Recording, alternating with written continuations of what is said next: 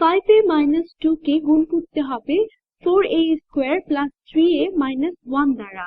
তার মানে তুমি একটি দ্বিপদ রাশিকে ত্রিপদী রাশি দ্বারা গুণ করতে যাচ্ছ।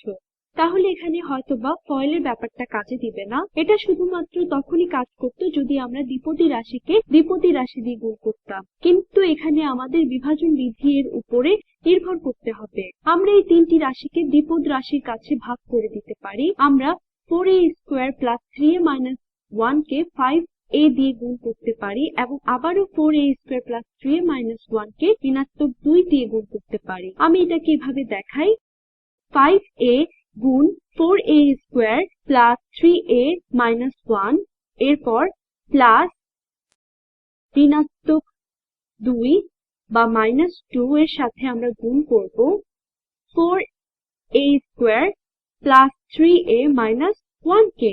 এখানে ঋণাত্মক 2 বা যোগ ঋণাত্মক 2 যে কোনোটা দেওয়া যায়, কারণ দুটাই একই কথা। আমি এটাকে এখানে প্রতিটা পদের মাঝে ভাগ করে দিলাম। 4a square plus 3a minus 1 এর প্রতিটা পদ এখন এই 5a এবং -2 দুটি জিনিস দিয়ে গুণ হবে। এখন আমরা 4a square plus 3a minus 1 কে এই পদের সাথে গুণ করলে পাই 5 গুণ 4 আমরা